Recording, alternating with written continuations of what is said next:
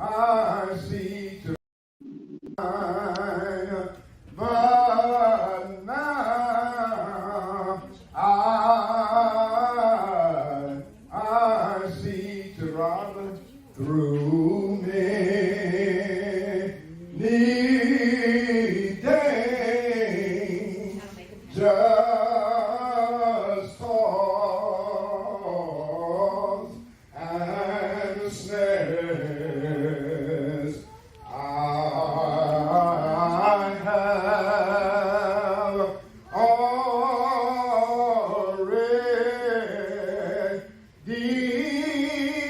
come. 'Twas grace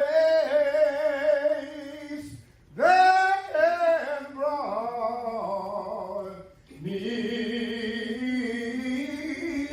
safe, brought me safe. He brought love.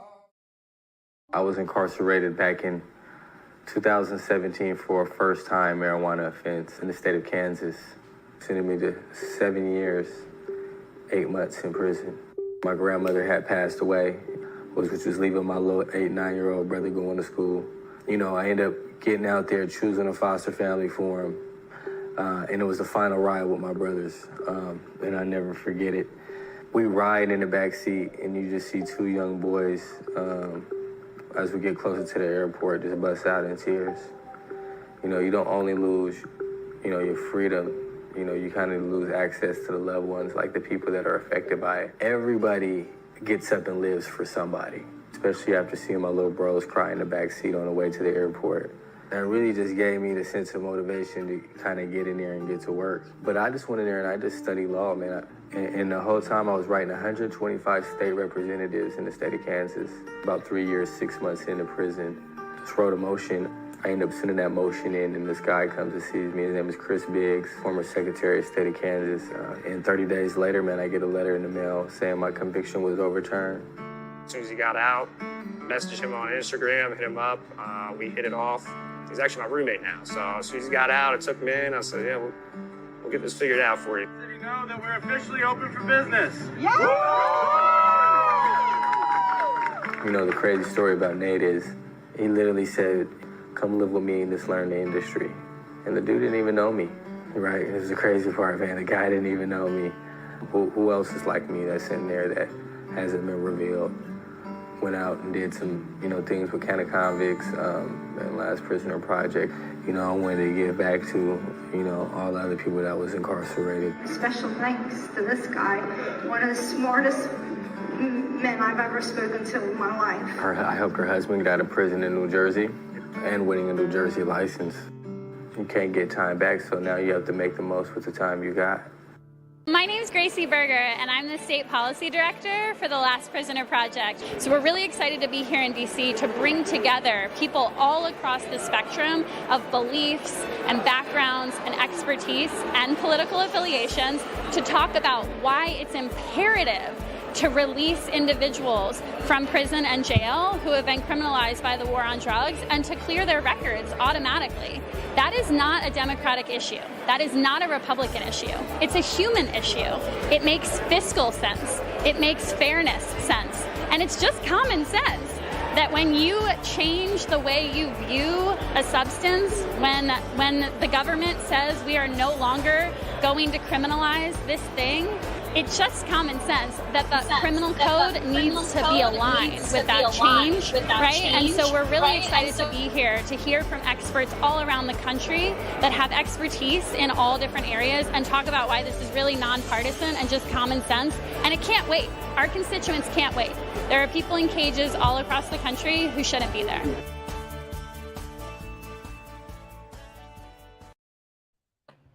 Welcome back to another 420 Grow Show. Today we have a special project and some special guests here. Uncle Rick, I put you on mute just because you have some feedback. You got to close out YouTube. Close out the YouTube, and then you can.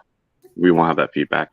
But yeah, today we're here to actually talk about the Last Prisoner Project, and I guess we'll start by going around the table and introducing everyone, and then we'll let our man of the hour here talk about the project and kind of the story behind it. But I guess as Smart Poker would say on his YouTube channel, we'll start with the ladies first. So I'll go ahead and go first. I'm just kidding. Chris, if you want to go ahead and start us off, and then your lovely husband can finish us out. Thank you so much, Gigi. Thank you for having me. I'm just so honored to be a part of this, and always thank you, Uncle Rick, for bringing us on. Such a great community and a great group of people. It's awesome to be a part of this with my husband, Smart Poker. You want to tell him hello? Hello, everybody. I'm Smart Poker, and I mimic exactly what my wife said. And I'm excited to be here. I'm excited to see Uncle Rick's grow and talk about the Last Prisoner Project. And thanks to Hemp with Gigi and Happy Cultivator for hosting today and inviting us. Heck yeah, you guys are very, very modest. Definitely check out the Smart and Crispy YouTube channel. It's amazing over there. They won't promote themselves, but I'll definitely push them because they're amazing people. That's right. I guess that leaves our co-host here, the Happy Cultivator, who cares about plants, maybe a little too much emotionally attached. I'll let you go ahead and introduce yourself. Hey guys, hey Uncle Rick, Smart Poker, Crispy Wannabe, and everybody in chat. Thank you guys for having me today. I'm proud to be a part of this. Thank you guys very much for including me in it, and I hope we can have a good show and raise some money for these guys. Yeah, I'm really excited about the show. At the top, you'll see that there's a donation link pinned at the top, and I guess that'll leave us moving on to our amazing man of the hour, who was nice enough to take the time out of not only his day to be here, but his life to put together this amazing project. So I know we're going to be looking at you grow a little bit later on, but to start off, if you could just tell us a little bit about yourself and what got you involved in this project. He's muted. I can't unmute you. You got to unmute yourself.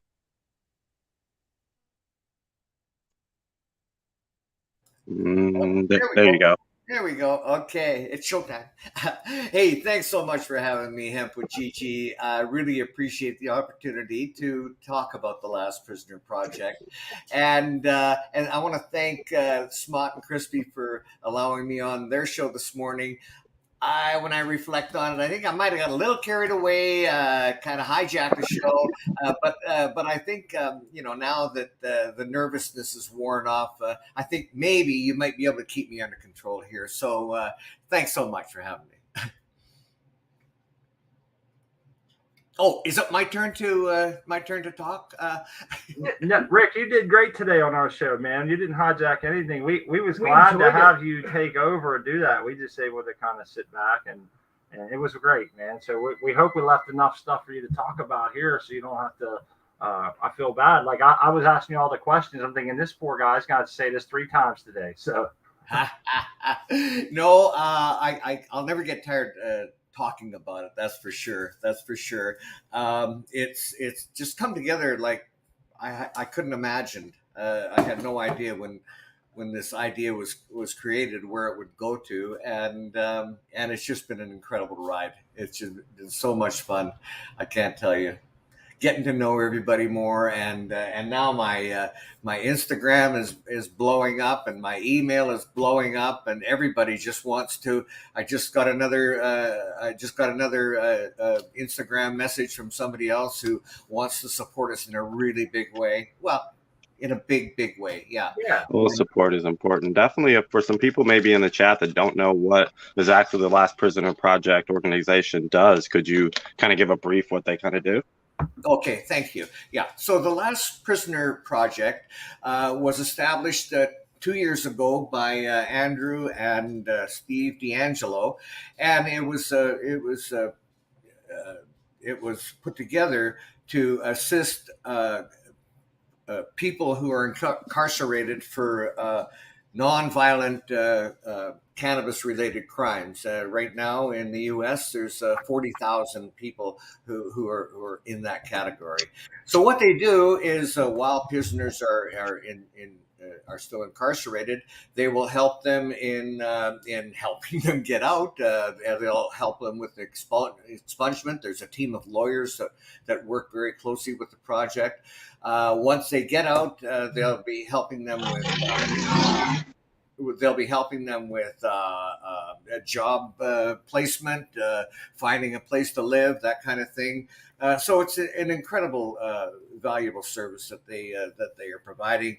They also encourage a letter writing program, which I strongly endorse as well. So that's basically who they are, and we've decided to get together as in our community and support them. So that's what's going on, and it'll be this coming Sunday, September the 18th, from noon to midnight on Eastern time.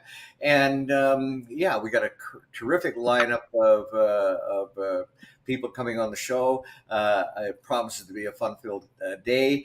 Also, we have an incredible lineup of prizes being sponsored. At this point, I'm suggesting easily over $1,500 at retail. Yeah, so that's what's going on. Yeah, I have Uncle Rick's information in the description. His Instagram is Let's Be Buds page and his Let's Be Buds YouTube channel. And at the top of the chat is the donation link to donate to the Last Prisoner Project. Oh, okay. Now, did you say you put a link up here right now? That's what I was talking to you about. I tried to get you in a little bit earlier, but I did put a link at the top of the chat, so it's pinned in the chat, and it's also in the description of this video. But I was going to ask about banners, which are things like this, where they scroll across. But we got enough information in there, and I like that Crispy Wannabe popped in the Let's Be Buds Project.org, or I'm sorry, Let's Be Buds. I got you on my mind, Uncle Rick.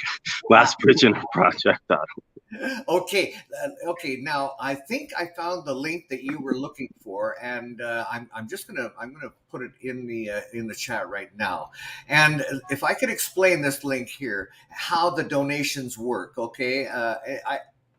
I don't want to repeat myself. You know, we went into a lot of detail this morning, but it's important that we understand this part of it. First of all monies go directly to the Last Prisoner Project.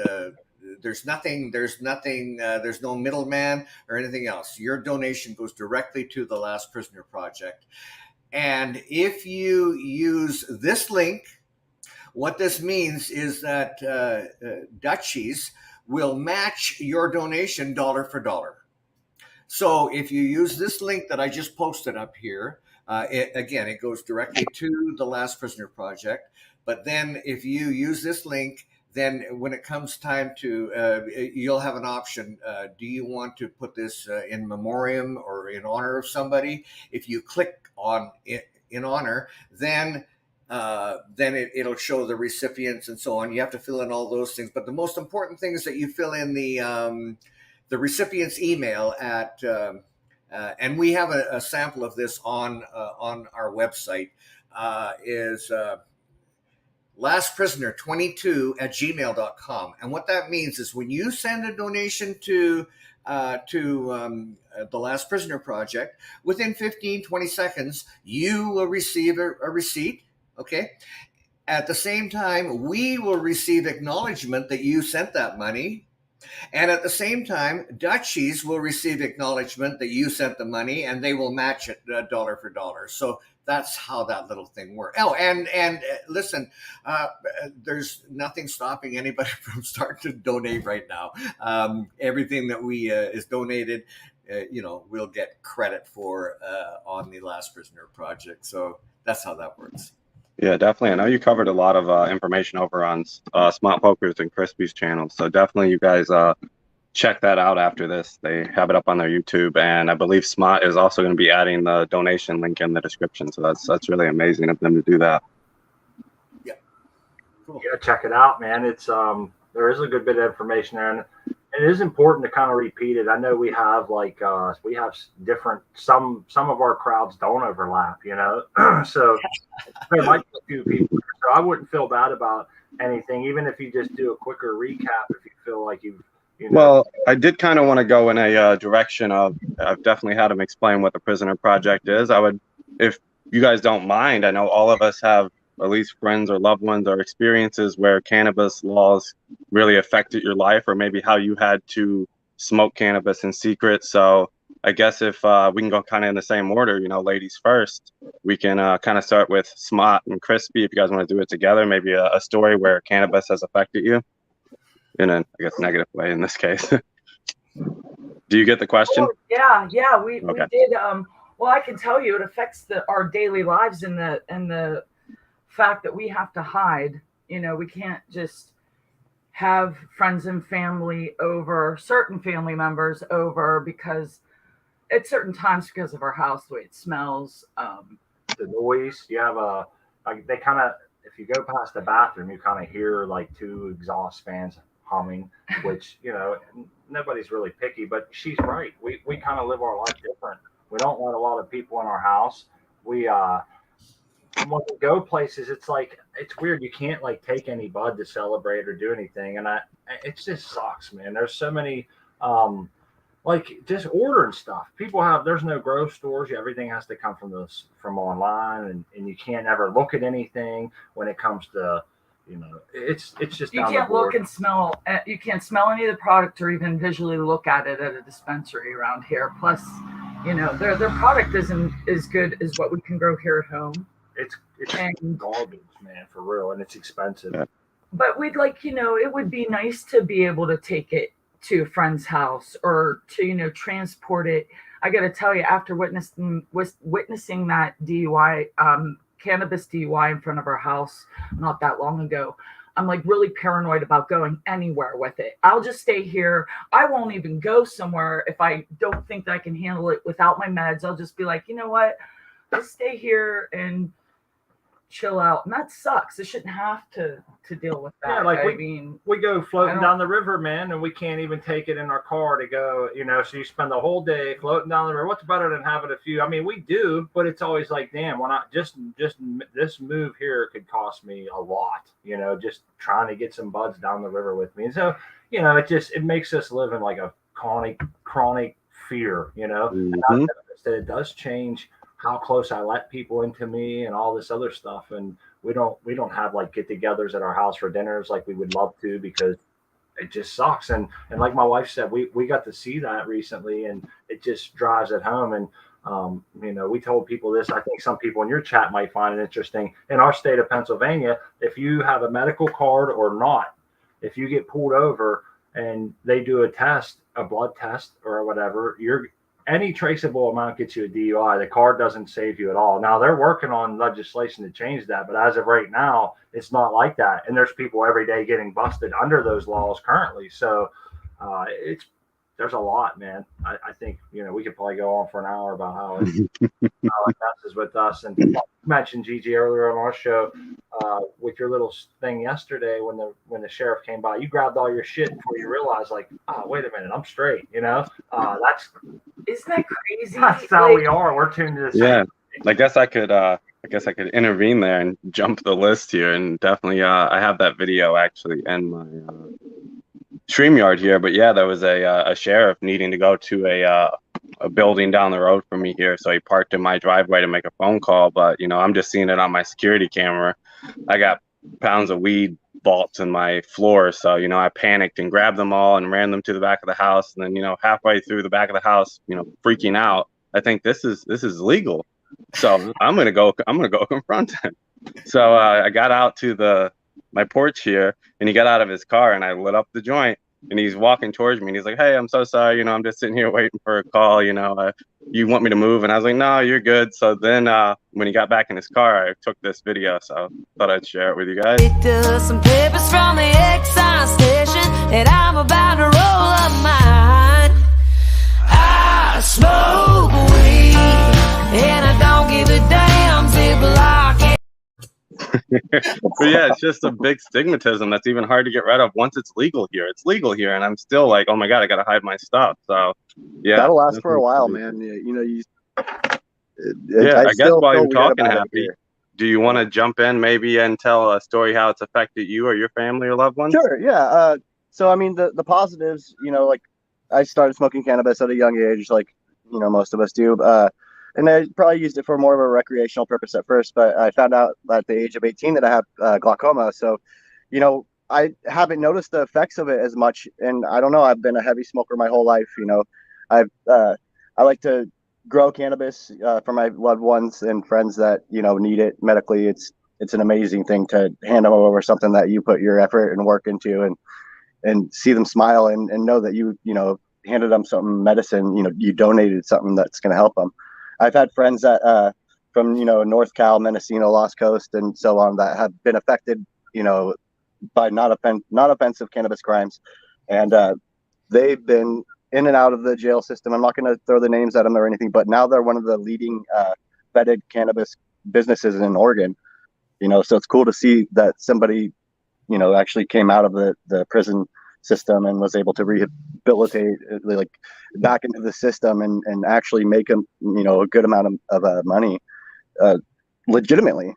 So so cannabis has been in my life since I can remember. My mom and dad smoked and grew when I was a young kid, and I just kind of always knew to keep it to myself. I wasn't one of those kids that, hey, my mom smokes pot. If I saw a bong in my friend's house, I wouldn't say anything. I'd go home and I'd tell mom, hey, they have a bong in their house, and so she'd be, oh, okay, cool. I know who the cool, the cool people I can smoke with are, so, and that's just been but it's still like it's been legal here for almost a decade. We're going on, but it's still, you feel real weird, and not only that, but your heart goes out to folks like Smart Poker and Crispy who are dealing with the bullshit that shouldn't have to. You guys are amazing. You shouldn't have to deal with that shit at all.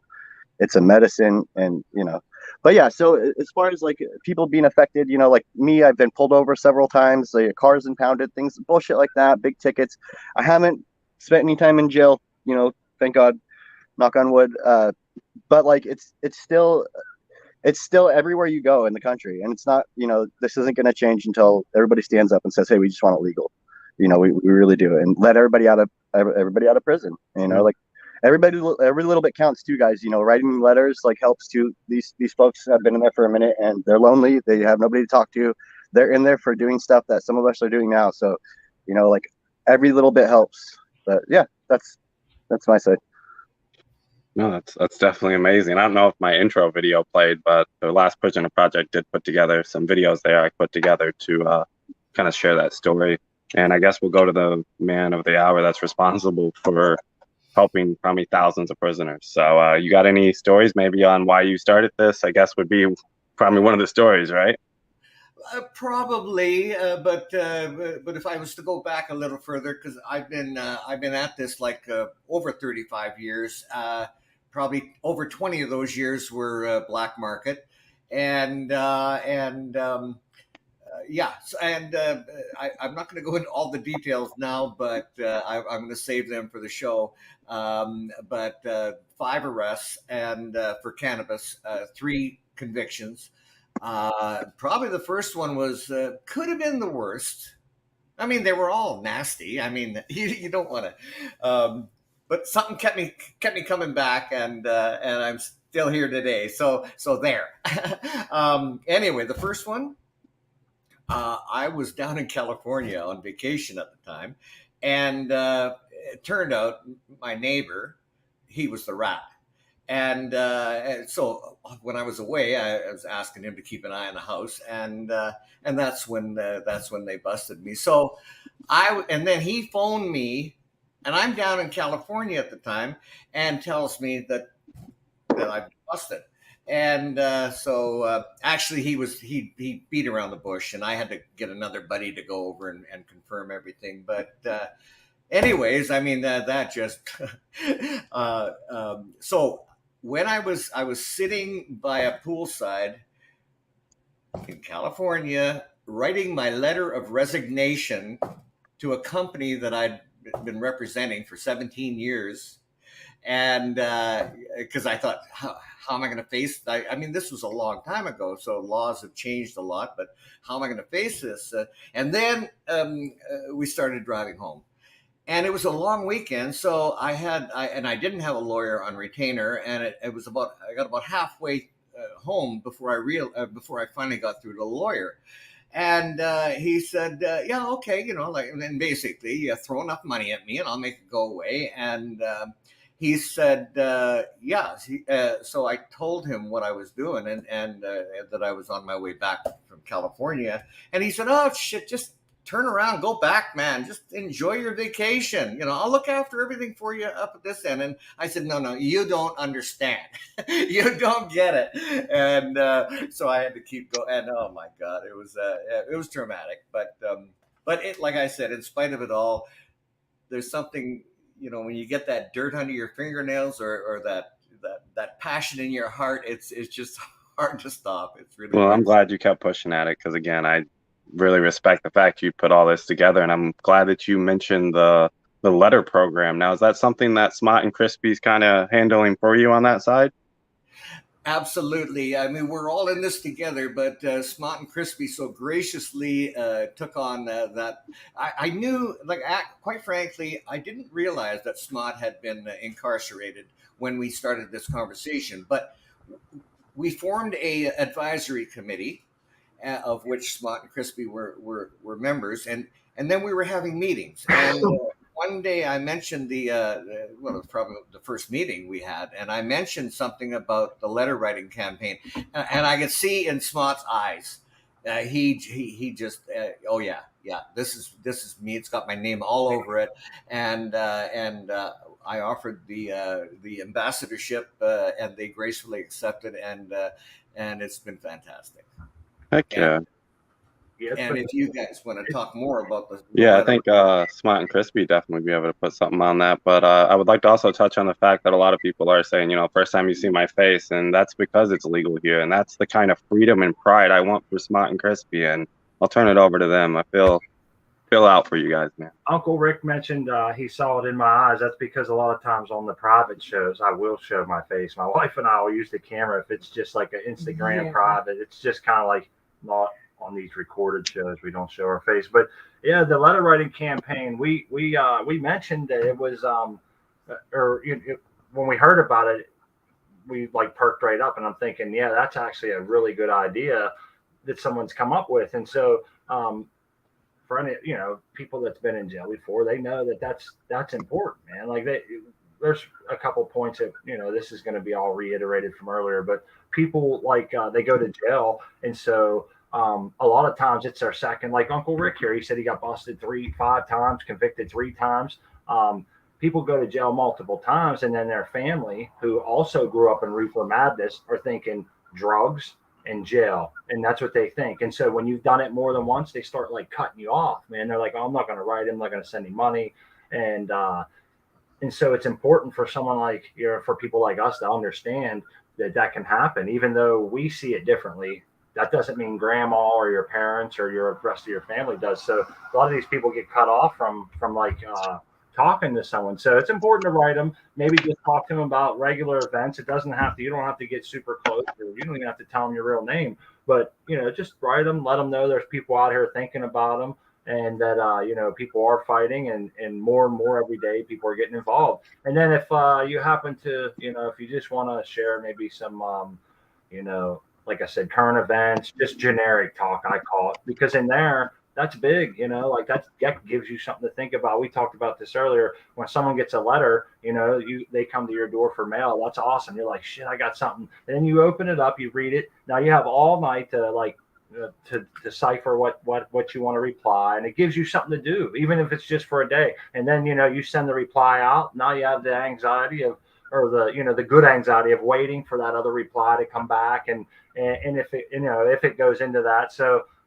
yeah, it can be very impactful. And I just think, like, a lot of times some people might feel like, well, I don't have any money to donate, this ain't for me, and then they just kind of walk away. And that doesn't mean that, you know, just because you can't donate a couple dollars, if that's not in your realm, then you could easily write a letter. You can just show up to the chatathon, and just the fact that the collaboration and the group mentality gives a good vibe. So if you can come and just show up, you might win something. I'm sure they're going to go over some of the giveaways, which they go hand in hand. We want people to come and have fun and raise awareness, and it's like a win-win-win all around. Some of our grummies get to walk away with stuff. And so, yeah, even if you're just writing a letter, which I shouldn't say just writing a letter, but I should say only writing a letter and not donating money, obviously you're still eligible. Everybody's eligible. Just show up. And but the letter writing campaign is important. We truly hope that if anybody wants to know more, you'll visit us or the 2 links that I'm about to post in the chat here. And Yeah, I think you did. On Let's Be, I'm sorry, there's a link on Let's Be Buds as well that has a letter writing campaign and all that. So you can go to either Last Prisoner Project or Let's Be Buds with a Z.ca and get registered that way. You don't even have to register. We were talking about this earlier. If it's something you just want to do on the low and you don't even want anyone to know, even us, then that's fine too. The main objective is the prisoner and the laws and all that stuff. So, but yeah, if you want us to, we're trying to just make track of our impact, a little bit and see how it goes. And that gives you something to scale off of next year. Did we do better this year or whatever? So, yeah, it's kind of coming together. So if anybody wants to write a letter and register it at Let's Be Buds, that would be awesome. Even if it's an electronic one on the internet. And if you have any other questions, I think my wife has some. In that Last Prisoner Project site is very helpful. They direct you right to the right place. They have a list of prisoners and their stories, and you can pick who you want to write to and get a great pen pal. It's been a lot of fun actually writing to the prisoners. If you can brighten someone's day, I certainly have been encouraging everyone, even people in my town, churches, and I've just been trying to spread the word because if you can make someone's day a little brighter in such a dismal place for doing something, the law is ridiculous. It's a plant. No one hurt anybody. It's you're actually they're the victims here. They're victims. Yes, that's exactly it. It's a crying shame. If you can make one of their days a little brighter, I'm gonna definitely do that. And it is like, and I'll shut up, but it is crazy because it's such an impactful thing. I think a lot of times we just think of the prisoner and they're in jail and they're having it rough, but think about their two kids, man, who look now, how does this jade their view of their father? Even though we see it differently. You're a little kid, your dad goes to jail. What is the other little kid's going to say? How does your wife feel? How's the stress that mount up on her? And like I said, it goes down a line, such a ripple effect. And I think this, and maybe this is just the I don't know, like the economic side of it. We're spending all this money as taxpayers to keep these people locked up, when meanwhile you have 40,000 people that could be out. A lot of these people are smart, they're just like they're Dr. Coco said it earlier. One or two events in his life would have went different. He could have been in jail for a long time, and here he is, a doctor, and I'm sure that's the same way for those people in there. There's a couple people that, or some of those people, one thing goes different in their life, it's a total lot different outcome. So it's huge, man. It's very huge, and a lot of times we get wrapped up in just growing and strains and terps and all this stuff. And I think it's nice for just a weekend or two here, we're setting aside to focus on something a little bit bigger than ourselves. Hey, the one thing their motto is change is coming, and I do believe that. And we can be a part of that change. Yes, sir. Uncle Rick's got to step out. I agree. Yeah. But I really like what you said in your chat, and I think that's what I was even on the fence. It's like, yeah, I want to write a letter, and it's like it's a good ideal and everything. But then Smart, he gave that image of, what are we scared of when we get locked up, kind of being confined in a space, like to know that a letter's coming and to read it and digest it and then get the right stuff back. Like that really put me in the mindset of being that prisoner for doing what we're doing right now. So that was beautifully said. And you also mentioned kind of generations, which kind of brings me to even Happy Cultivator. While Rick looks for his stuff, I guess Happy Cultivator is in a state where it's kind of been legal for a while. I won't out where he's at, but I know he has some younger children. I'm curious if they grew up with that same, even once it becomes legal in your state, Smart and Crispy, you're still going to have that stigmatism. Yeah. Curious if his kids grew up with that. That's a good question, man. Like we even said that, and I'm curious because I know Happy's he's had his kids before, they help him, in the grow and stuff. And my wife's like, this is awesome to see people normalizing gardening. It's what it is. It's gardening. It should. I think it. If you saw kids playing with little dandelion shoots and little tomato shoots, and so you'd be like, oh, how cute is that? But you give them a clone of a cannabis plant, and oh my God, it's like call the children's youth service, man, because these people are just no good. And if you just stop and think about that for a second, it's quite asinine, man. Look at these guys; they're flossing over here. You look good, man. Yeah, looking good, guys. You look fire and frog hair down there, man. Hey, can you hear me? Mhm. Yeah. So I don't know why I'm wearing these because Oh my goodness. I thought, okay, I just want to go grab something, so I'm going to take this off. So, but then I won't be able to hear. So I thought, well, I'll be quick. So I took them off. You got to plug them I can in, still man. hear everything. Hey, man. Maybe cut off a little too much. Never too much, never too much. But Crispy, when you said their slogan, "Change is coming," it reminded me of something. And okay, here I go making a long story longer. But what had happened was a while back, I had a T-shirt, and it was a weed T-shirt, a big joint on it, and then below it it said. I'd hit that or something, and I wore it to town, and I get two different looks. Either I get the look of right on, or the look of they look the other way. They wouldn't make eye contact. And then I thought, well, you know what? If that's okay, you're gonna play that way with me. It's gonna get better. The next time I come to town, I'm wearing this fucking thing. There you go. Now, That looks great. anyways, talking. So I was telling the story during one of our podcasts, and Spartan brought it to my attention. He said, "Okay, Rick, what did that thing say?" And I said, "Well, I'd hit that." And he said, "Well, maybe people are, what's with my fucking hair now? God." Anyway, people, maybe people are offended. Your hair looks better than mine, buddy. Anyway, so and I thought, well, yeah, duh. So anyway, where am I going with this? Um, this is another way to support the Last Prisoner Project is through their merchandise. So I picked up I got a T-shirt, and I got a what do you call these things? Hoodie. A hoodie. Thank you.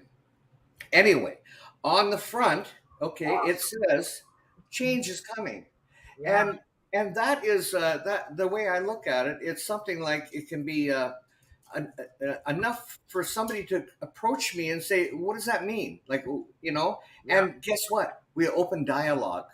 And on the back of it, it's a peace symbol. But again, you have to know what it says. So again, it can draw people to you and say, what does that mean? And what a great conversation opener.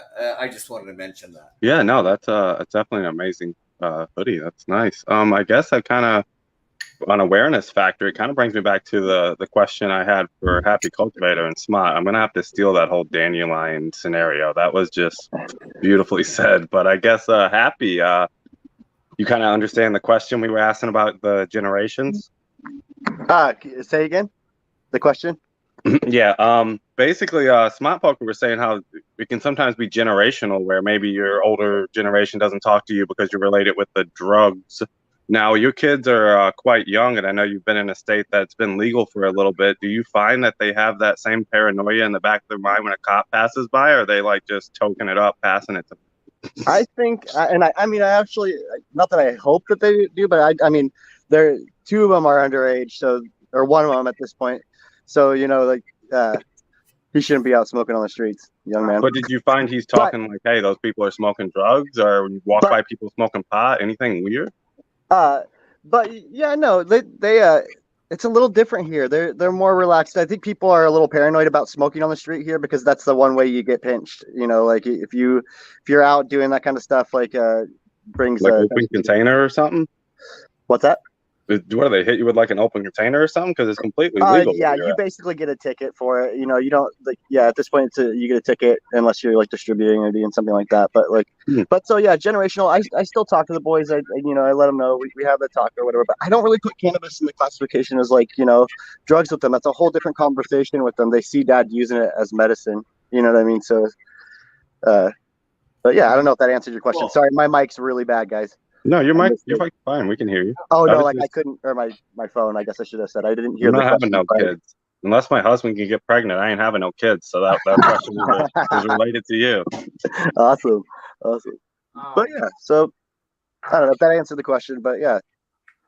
You make me. Yeah, I no, try that to answered it for bridge sure. the generational gap. Like my mom and dad were kind of open with me about it, and she just kind of told me at a young age, 5 or 6, like, hey, don't go telling people that I smoke that. It's not okay. So I just kind of knew it. Like don't tell people that Yeah, it's I won't shout out anybody's channel, but there was about 2 weeks ago somebody posted a channel of their small toddler watering their cannabis plants, and definitely in the comments there was a bit of a back and forth on if that was morally right, and I think Smart Poker's dandelion thing would have came in handy there. Yeah. Yeah. They want to buy that hoodie, by the way. That's on their website. Yep, website lastprisonerproject.org. Yeah, I think it was one of the people that I noticed. First people I talked to was we had him on our show was Aaron the Grower and ATG Acres, and he has his daughter all the time helping him in the garden, and we just thought that was the coolest thing, and it was one of the points we touched on. And he brought up some of that. He wants to normalize it with his child, and that whole generation should be that way. And that's how we snuff out that bad stigma. And with me not having kids, like I never really put much thought into that. Like I always say, like they should teach gardening in school. So people can grow their own food, at least part of your diet, anyhow. And but yeah, it never really dawned on me that we need to normalize it with that generation, and that's pretty cool. And I think people like Happy are making that happen. Thank you, brother. I think Happy and Gigi got a great channel here, man. You guys got a great energy. Your crowd over here is always fun and has a great energy, and it's always a good time to come over here and hang out with you. Well, not to go all kind of Uncle Rick on you, but my brain's kind of turning here, and I'm turning back to kind of when I first met you. I remember, I don't know, I guess that you don't care because you posted it, but for the wedding you guys had, there was a little bouquet, and it was actual cannabis. So it just popped in my head. Awesome. Not to go head on you, but no, not you, Rick. I'm saying how sometimes you'll get a little off track and your brain will go crazy. Mine just did the same thing, and it's like, oh, I remember Crispy had that little freaking dandelion. Did you toss that out to the crowd after? I didn't, but yeah, we grew all of those flowers in our yard and in our garden. Yeah. Wink, wink. Yep. And nice. Yeah, I was lucky to have such an awesome bouquet. And if you check out my Instagram or Smart Poker's Instagram, there's a cool picture of our wedding cake too. Yeah, awesome. Hey, we got married during COVID. There was we only invited 5 people, and we got married in our backyard. So it was safe, cheap. I got off cheap. And that was your backyard? Yeah. That does not look like a backyard. Who did all that? I can't remember. We just grew the flowers and threw up, just. Yeah. It looked nice. That big nugget, you could smell it through the whole backyard. Yeah, I did smell real bad. It was the summer solstice, and it was just baking hot out. We were getting married at high noon, and we're like, oh, man. Some of the guests at the wedding I knew were just tolerating because they loved me. But I was like, they let me be me, and this is me. So. Yeah, and a lot of people that were at the wedding, well, I shouldn't say a lot, 2 out of the 5 people that were there were pretty much against cannabis. And it's like she said, they didn't say anything. We try to educate them when we can in such a fashion, but sometimes it's just they're bullheaded. Some people just don't want to hear it. I'm around it sometimes in my own family, and it's frustrating. That just shows you that it's everywhere. It was I was so excited to finally be marrying my best friend. Oh, man. And having such a cool wedding day, just really back in the backyard. I wasn't really stressed about having that cannabis in front of those people that normally I would have never, I wouldn't have even brought it up. It would be in my mind disrespectful because they're just older and they're not going to turn and see it my way. I just know them and they're never going to see it my way. But it's unfortunate. It was cool that they just gave me that So that change was huge that day. I'm thinking, wow, they were really cool. They never even mentioned it. Like it wasn't even a thing. Well, you know what? People see it on TV all the time now, right? We noticed that the other day. Like even here, you're seeing all the time, like this dispensary, that dispensary, something's coming up for medical cannabis. So even like the older generation is now starting to see legalization pop up everywhere and different things. So, I mean, eventually they have to realize that something's going on here, or it wouldn't be happening, right? Big time. Somewhere along the way, they were misled. Yeah, and it was cool to like just, hey, probably never even saw this plant, and you commented that it was beautiful, that it had a beautiful bouquet. And to me, that was like, hell yeah, a win. One for our side. And you know what else? Like some of these people, you kind of have to give them a pass, man, because instead of like, I can't remember who it was that brought this up, but they were said, and I'm going to paraphrase, instead of like hating on these people that don't really understand, we need to try to educate them and kind of be, change their point of view. Yeah, change their point of view through rational talk and a few good points that you have versus just saying you need to do this and you need to do that. And I think I've been guilty of that. Like I'm so passionate about it. Like somebody might go against it, and there's better ways for me to reach these people, you know. And it would be with like facts and these cancer studies and all this stuff would really help to change people's minds. And I think a lot of times that's what we have to remember is instead of getting how do I want to say it, offended or defensive when someone's like doesn't understand, we should just try to communicate with them and get them to understand a little bit, I guess. I agree with that. Yeah. I had a buddy of mine, his mom, and dad are old fashioned Christian. And, like they're just really not into the cannabis for sure. And he worked at a dispensary. He had tried to help his parents medicate and get off of any like sort of opiates that they may have been on. They were using it responsibly, but still like cannabis is a good alternate to all that stuff. So I went over there one time and I can't remember the name of the show, but I sat with his mom and watched it with her. And it was showing this young child who was affected by cancer and he was being rehabilitated. He was like 7 or 8, I think. But she was in tears over that. And it changed her whole perspective. She started in on edibles and stuff, and she never started smoking, but she was way more open to the cannabis after that. Yeah. If I can real quick, I do want to mention that some of the people in our life that are older have come around. There's 2 people personally in my family, in our family that were against it at one time, just maybe 5 years ago, who now take CBD oil and stuff, and they notice the difference. Like a perfect example, my example isn't as powerful as some of the other ones, but I still think it's cool. Like an older lady in our family would drink wine a lot. Like it would help her sleep. It would loosen her up. You're getting older, you're getting a little sore. So she would drink a glass of wine every night and it would help her sleep.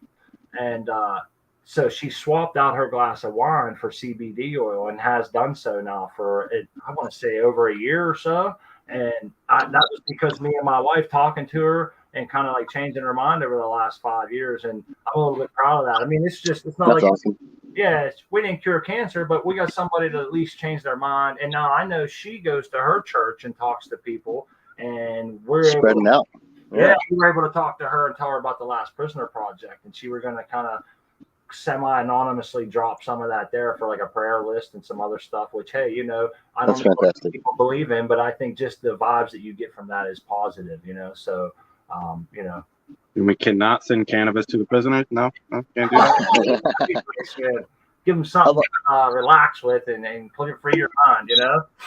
Exactly. I think a lot of the people that oppose it, I'm not saying they're not educated, but if they knew how it affects people in a positive way, how it's like a lifeline to some people. In fact, like maybe they would look at it different. Like, yeah. You know what I see one of the biggest hurdles that we have to face is people my fucking age. Like why don't they get it? Like what is, or did I miss it? Like it's not their fault. They've been brainwashed. We've all been brainwashed. It's either a hit or a miss with a lot of people. I'm on that. I like to question my own motives or however you want to look at it sometimes, but I always say the same thing with Gigi, and I agree with you. Sometimes it's not their fault, but somebody had a counterpoint to that, and it made me really think, a lot of these guys that are like Rick's age are in power. You know, they're in power. They're the ones making the laws and stuff right now. And like he said, how did they miss it? But at the same time, this is the age of information. If you knew enough about information to get yourself elected and shit, then you should.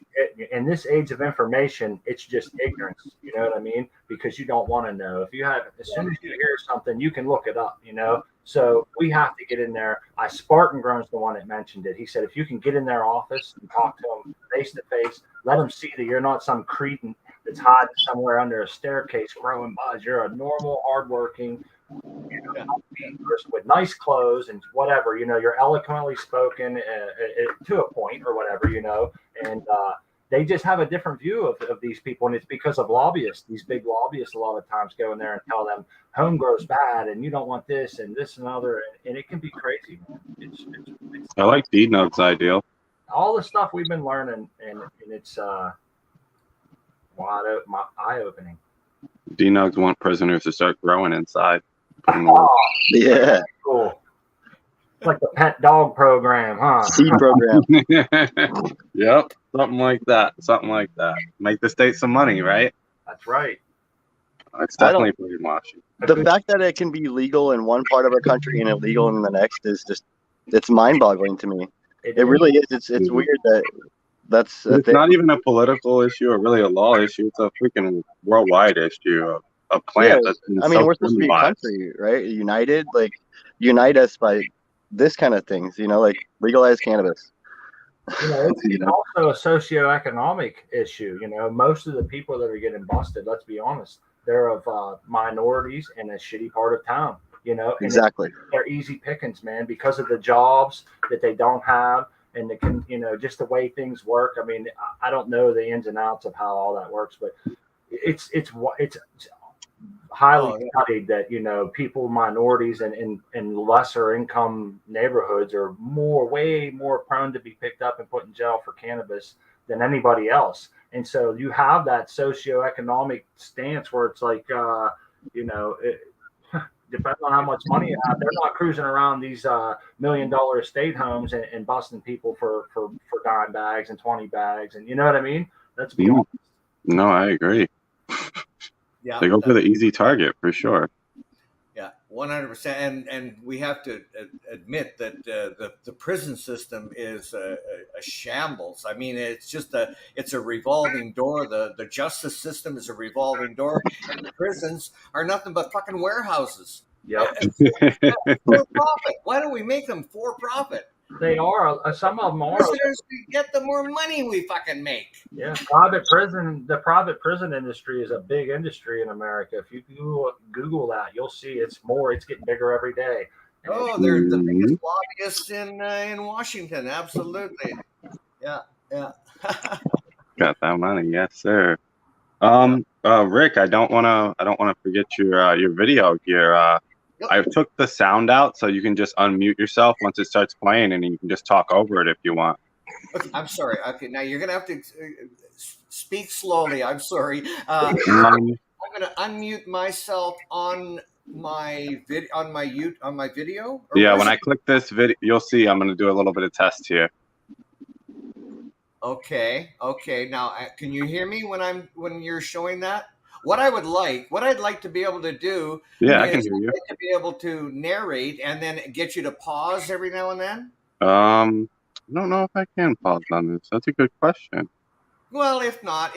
No, it doesn't seem like it wants to let me pause. Do you want me to go ahead and start it over, or do you want to first tell us maybe what you're growing in would be nice? What medium is that? What size room is it?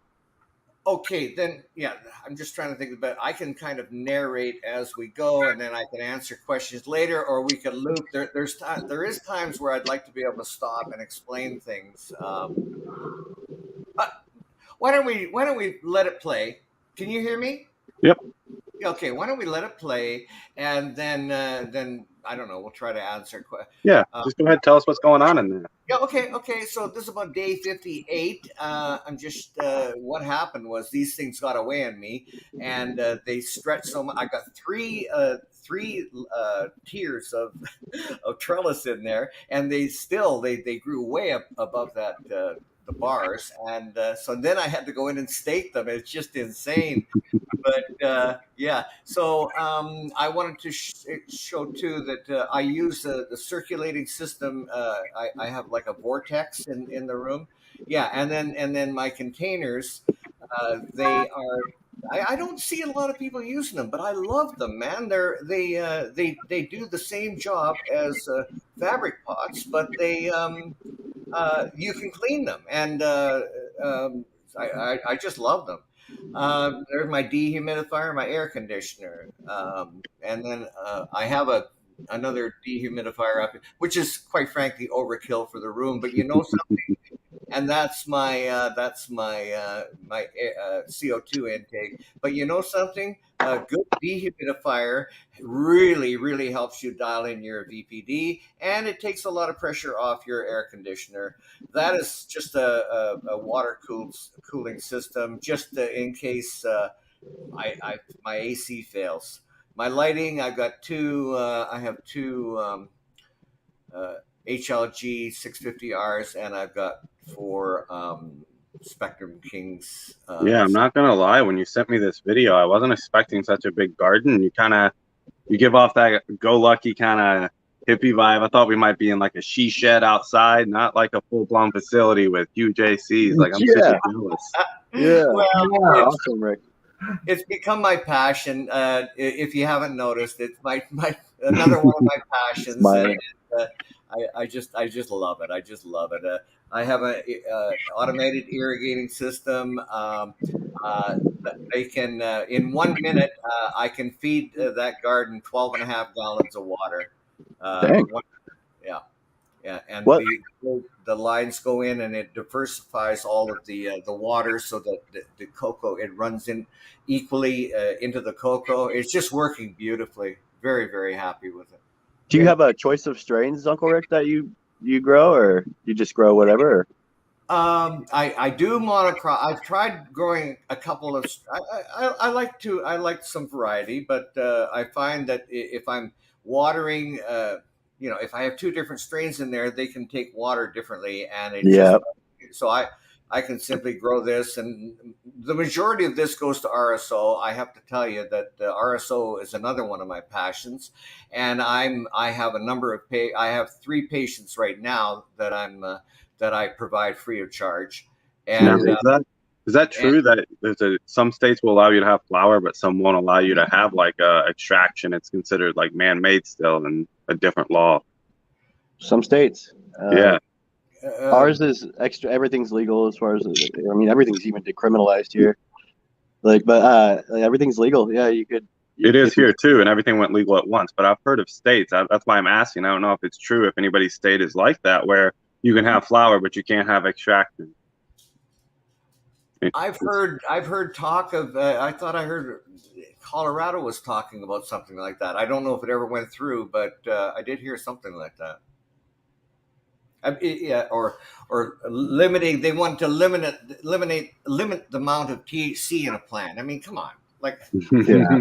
Some government seeds. They were saying they're sending out like government seeds, but yeah, it's crazy. You shouldn't have to think that far just to have a plant. It's madness. So that's why I definitely wanted to show your garden. Again, I wasn't expecting that. I was expecting a she shed, but no, I definitely wanted to show your garden. Because again, I think what you're doing is amazing. Like so much time you've taken out. Like you said, you're busy everywhere. You got this email, that email. So just hats off, man. You're amazing for what you do. Awesome. It's you. You're my inspiration. You're my motivation. The whole group, Smart Poker and Crispy. I think it's amazing that they signed up to handle the prisoner written project, and I think Smart Poker needs to write a whole book of all his amazing analogies of everything. Like he's had these right off the bat. Like, well, here's a scenario, and it's like, damn, yeah, he's right. I appreciate that. That's funny. Awesome. I gotta say, garden tours are my favorite things, man. Some of my favorite time is looking at people's gardens, and when I do that, I gotta tell you, Rick, I'm not gonna ask you here. I got a million questions for you. I didn't know you had a setup like that. I didn't know that. Right. So yeah, I'm kind of blown away myself too. Looks good. It looks awesome. tasty. 58. Well, we usually run 2 hours, so I'm actually going to post the link right here in chat. We ran about an hour. I wanted to definitely make sure we spoke about the Prisoner Project all throughout, but spent that first hour block talking about it. If anybody wants to come up and show their plants, or anybody on panel that wants to show their plants, there is a StreamYard link there. You can come up and share your experience, maybe ask Rick some questions about the project if you want. But Smart Poker and Crispy, I know you guys got some healthy children going. Are they taking a nap right now, or they wait? No, they're awake. I just have the camera off. I figured I didn't want to. No, I definitely wanted to spend the first block with Prisoner Project and learning about the amazing man of the hour here, Uncle Rick. Definitely check out all his information in the description. Subscribe, comment, and check him out. But yeah, let's get into some plants. Things our prisoner friends cannot do. Let's do it for them. In their honor. In their honor. And you know something? I just want to quickly say that in my lifetime, I never thought that cannabis would be legal, and it's I forget what year it became legal in Canada. And but you know what? All this stuff we're talking about, it's going to happen in our lifetime. I agree. Well, my lifetime. I expect it to happen a shitload sooner with you, Hemp with Gigi. But yeah, we're right around the corner. It's right. I can taste it. Yep. So close. I was born in the 90s, so I can't really kind of fathom that. But maybe next presidential election. We'll see. What you got there, Smart? A little healthy. Yeah, well, the three that you see there, the bigger ones, they're just actually recovering from being not healthy at all. We lost a couple weeks with them. They went into some crappy cocoa that really gave me a hard time. The buffer wasn't done right. I think what happened was somehow, some way, we got some bad cocoa that was unbuffered.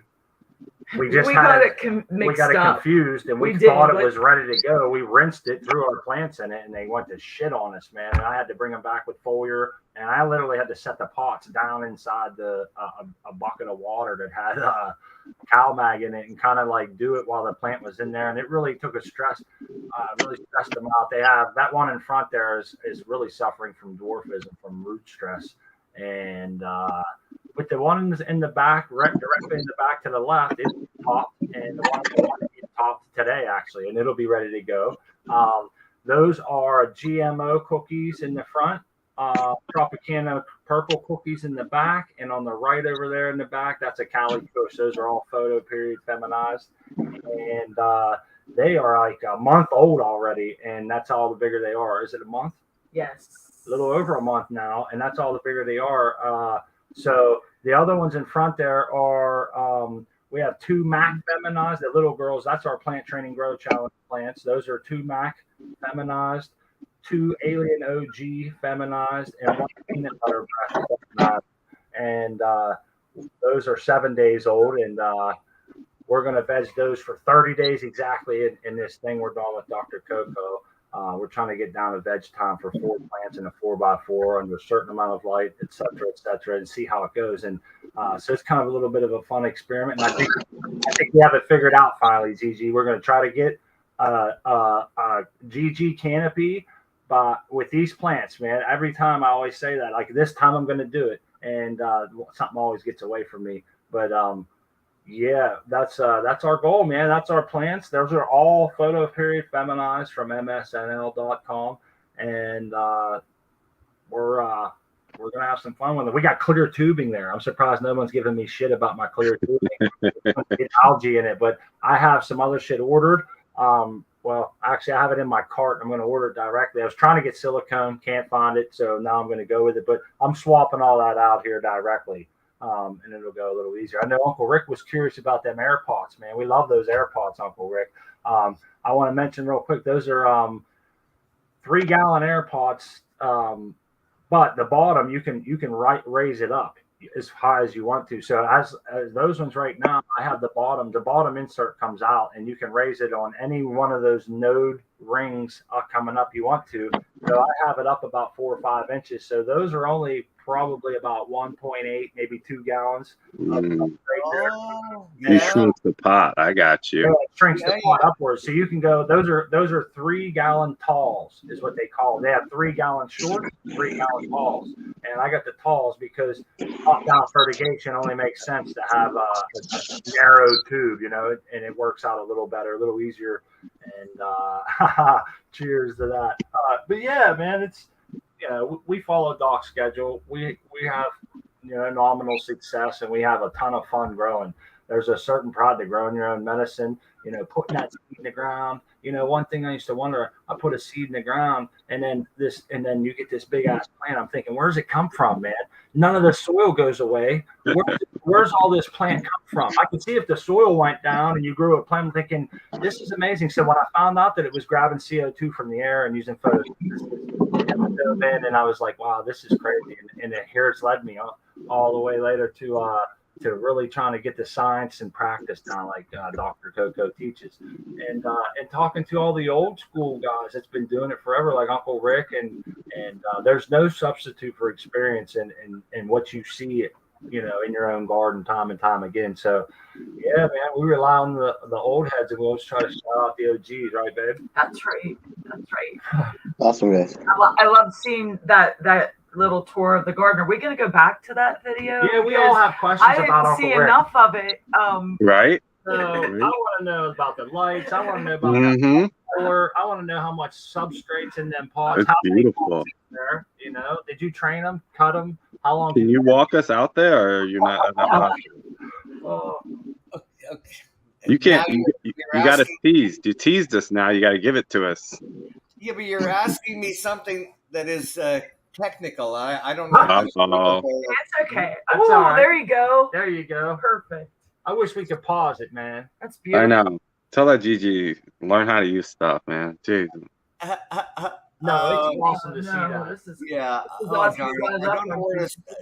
The containers I'm interested in talking about, and those are actually 7-gallon containers, but they I've only got about 3 gallons of cocoa in there, so it's just about what like you were saying, Smot, except the reverse. Instead of using So, no, it's the same, except that I'm not filling it as full. Where you are, I'm raising my bottom, and you're just not Exactly. filling it up. Exactly. And with, like I was saying, with the cones, it makes it perfect for even distribution. Yeah. I like that, Rick. You got a great setup, man. How many watts are those? How many watts are those 4 corner lights? 630. Okay. And that, how big's that square that they're under? Okay. There's 48 plants on 4 tables. Each table is 4x8. So there's 12 containers on a 4x8 table. The length that runs is about 16 feet, and I have the lights spaced equally over those areas. So to answer your question, I guess that would be let's see, How 8 many tables? 4 tables, and each table is 4x8. So that's 32 feet, 32 square feet times 4. We're looking at like 130 or something. You know what, Rick? Yeah, I'm just curious of something I've been doing is watching some of these bigger grows, and I'm curious of what someone gets on their harvest per square foot. Yeah. You know, and how long their veg time is and shit. So it's just kind of like a consulting thing, man. Somebody was nice enough to bring me in on their consulting, and I get to like watch from the background as they consult. And these are some of the questions that I see people asking, and it's pretty wild, some of the variances that I'm seeing, you know? Well, what I do, when I get a clone, I'll put it in a 4-inch pot, a rooted clone into a 4-inch pot, and I'll let them just leave them under T5s for a couple of weeks, and then when I get around to it, I'll throw them into 1-gallon pots, and then I bring them into this room. But I only turn on the 2 middle lights, and I turn them on low, and I bring them down lower. Yep. And I'll run them in 1 gallons for another maybe a week or two, and then they'll go into those pots, and they'll only be there for like another week or two, and then I flip them. So they're about halfway between the. I would say, yeah, and that's something I've never really. Well, I was just talking about it right now, and I was going to say I never talk about it. Well, you just fucking talked about it, man. Yeah, that's fine. I'm the same way. Sometimes I don't even weigh my shit, man. At the end, I'll just put it in jars and start smoking. People's like, "How much did you get?" I'm thinking there was a lot there, you know. Yeah, I haven't. I just lost interest in that quite some time ago. But I'm going to just out of curiosity. I'm gonna do it this time. I'm gonna weigh it all out and try to figure that out.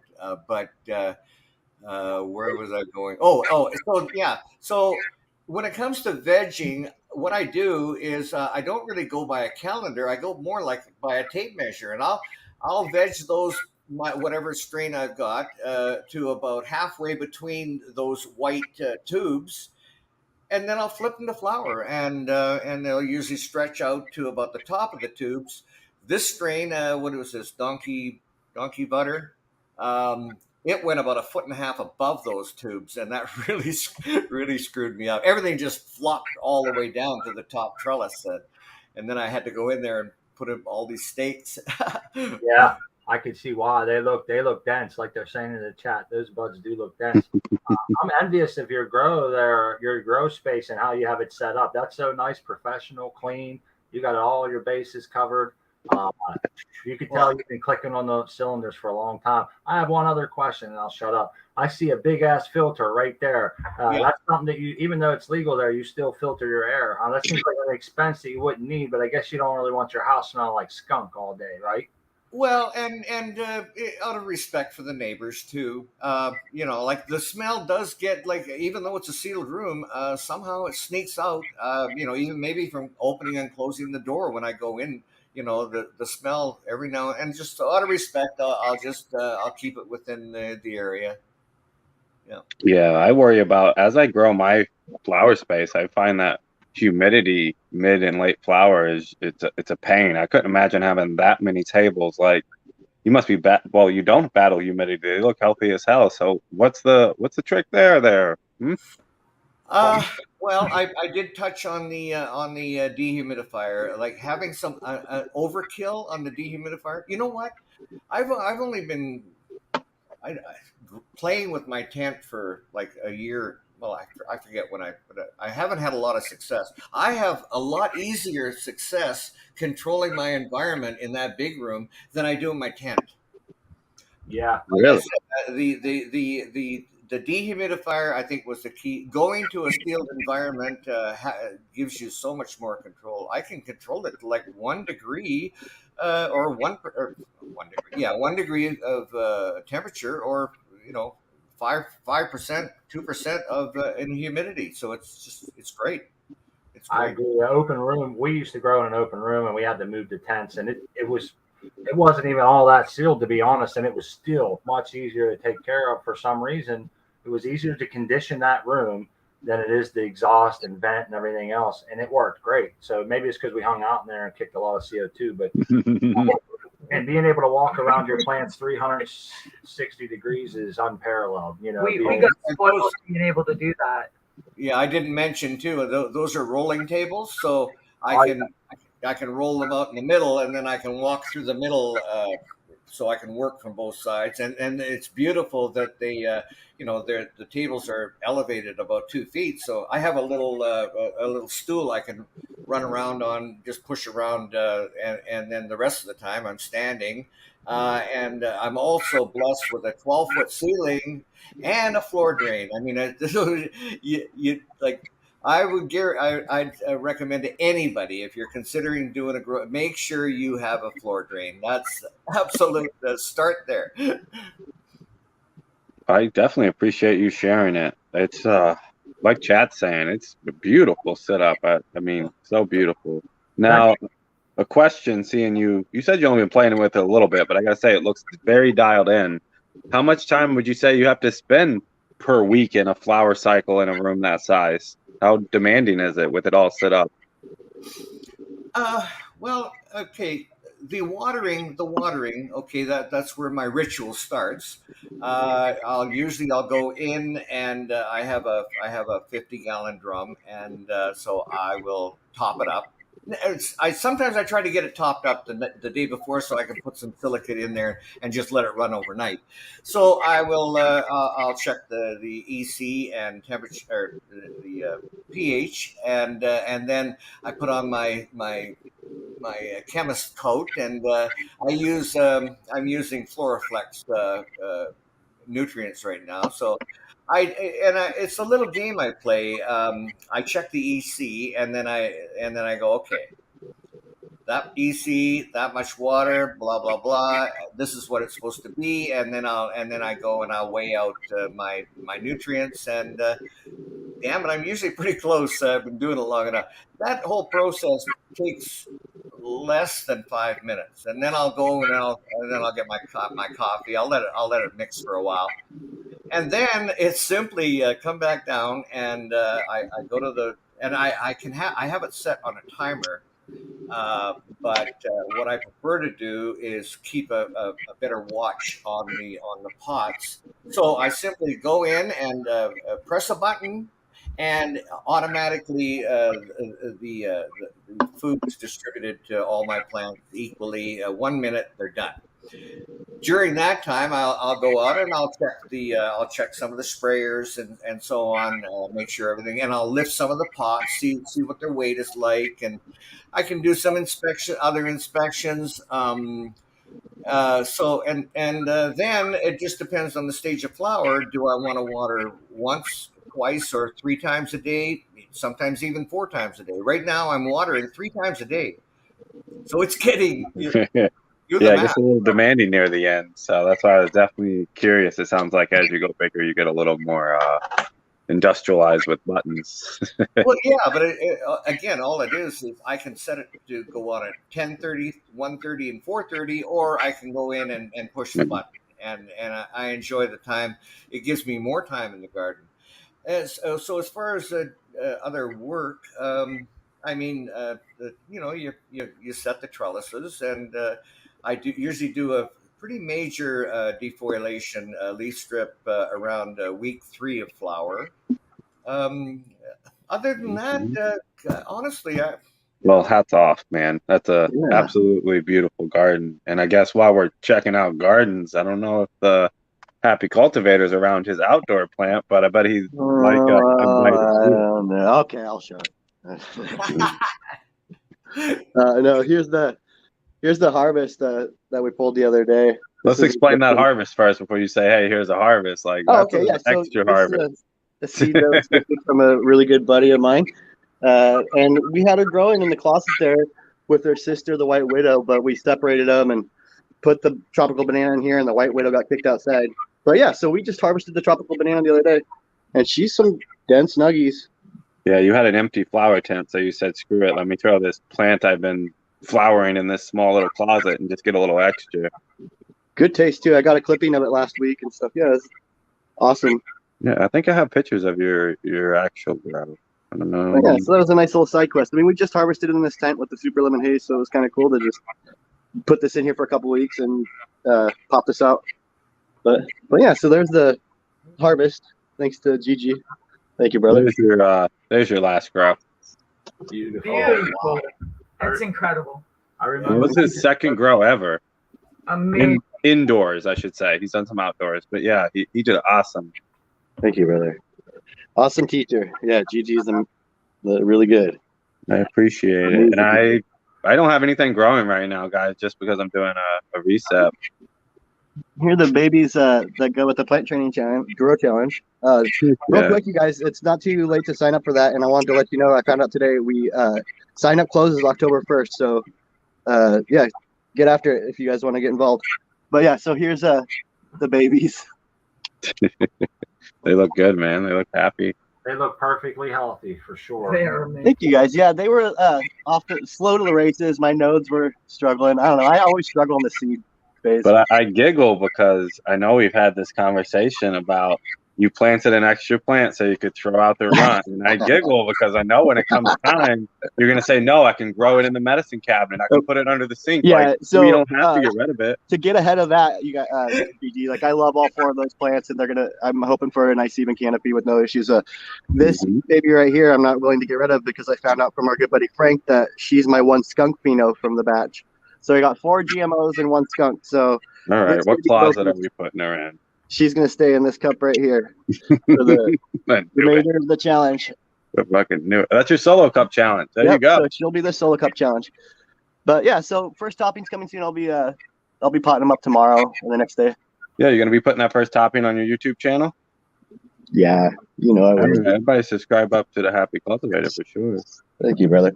But yeah, and then I got one more plant out back. Yeah, you know where I'm going. I guess while he walks out back, here is a picture I can show you of my last 6 grows or so.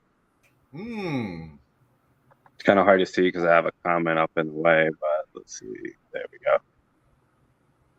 Yeah, you always killing it, Gigi. You always do an excellent job. Yeah, but I don't know pretty much about science part of it, or I'm an anti-feeder, and I don't know much other than training. I'm like a OCDer when it comes to training. It's my therapy.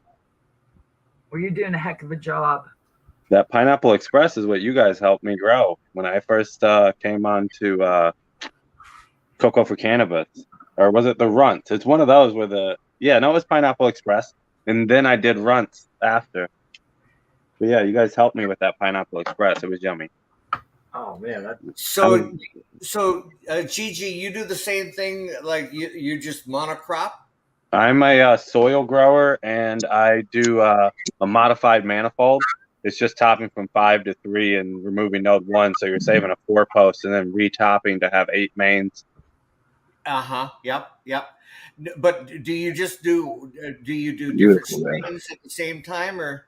Yes, I've done different phenos. I've done sativas and indicas and 5 different strains and still have a flat tabletop canopy. I mean, that's all I care about is training at the end of the day.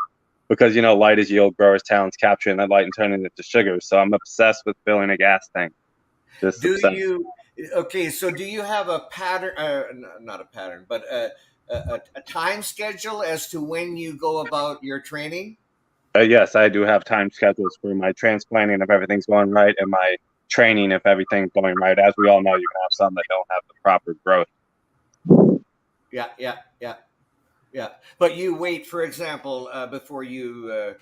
I'd be curious to go walk through it with you sometime. But like, for example, you wouldn't top until what, the 5th node? Is that the normal? I wouldn't top until 5 or 6 nodes, but it's definitely an important statement. Not only does it need to have 5 or 6 nodes, but it needs to have growth underneath on that new top node. You can't have no nodes underneath. When you top, you want to have some nodes so you have something there. If you just have that top growth and there's no internodal growth, definitely I wouldn't recommend topping them. But yeah, 5 or 6. And the picture I have up now is for the plant training challenge, and that's my plants as well. That's that top plant and bottom plant picture. Yeah. Nice. But yeah, everybody join the plant training challenge for sure. But it's amazing how beautiful everybody's gardens is. Everybody's going great. And here we are outdoors. That's in a trash can. Like, in reference, if you look at like the trash can and the door, like you can realize this plant's like a good 4 by maybe even 5 or 6 feet in diameters. Yeah. Or I guess it wouldn't be diameters. It'd be measuring it long ways and width ways. But this was another plant that Happy Cultivator couldn't let go of. It was in his closet because he couldn't get rid of it, and then he put it outdoors. So that thing, it took to the outdoors like a duck to water, man. It did. The beat. It's happy. Yeah. That's his name. I didn't realize I was muted. Thank you guys. Yeah, thank you. Smart. You guys had some great advice on your show. Jay Hill was curious how old your plants are in your closet. Okay, so yeah, I'm slow on the races with the seedlings. Last couple of times, something I'm doing, I don't know. But so those are like what, 3.5, 4 weeks old or something like that. I don't know. I'll have to look. Maybe older. But I'm hoping once I reset them, they'll be off to the races. No, it's beautiful outdoor as well, man. You're killing it. So the top trellis, you're anticipating the plant growing through the trellis, or are you going to lower that down we're gonna bring it down when the nugs get heavy. Well, he's in flower, so really that third net is just to hold some weight. What it was he grew this 5 foot in his freaking closet, like a straight beanstalk. So when he came out, you can see right here where he went in and super crapped and tried to lay it out. And then because outdoors is so magical, it just wanted to explode. So it ended up with another net. And then it's like, well, we're going to need a net for when they get heavy. So we ended up making a bunch of sandwiches. And I went and lollipopped it all out the other day. But I got to give it to Happy. I thought, hell, this is just a closet plant. We don't need it. It's an extra. Let's just get rid of it. And he made a good call because he's going to have some good 3-foot colas at the top of that thing. Oh, that was your advice, man. Yeah, that was, me. I was like, oh, I don't want to give her away. You're like, well, only other option, she gets the boot. Who's Annette and what's she got to do with all this? But yeah, those are my gardens currently, though. But yeah, thank you for letting me share, Gigi. I like the bricks idea there with the poles, because last time we had spoke, you were setting this all up and you were kind of wondering, how am I going to get this in there? We had a few ideas, so it looks like you came to a pretty good conclusion. Yeah, man, I was gonna try to build this, tray maybe and sandwich another one down on top of it, but my saw was messed up, everything wasn't going my way, so I just sat here, sparked a joint, and I was like, I wonder if I could figure out some way to use these bricks and put the sticks in there and smash it together, and it just it pulled tension, so it worked out all right. Like, I don't really need that bottom net now, but sometimes the best ideas come when you're frustrated, I guess.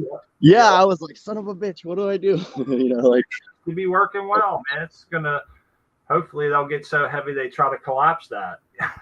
Right. I think you should keep it there for next year. And Smart Poker, can we paint that red? That's a solo cup challenge, right? That would be cool for like a photo op. Yeah, it would be.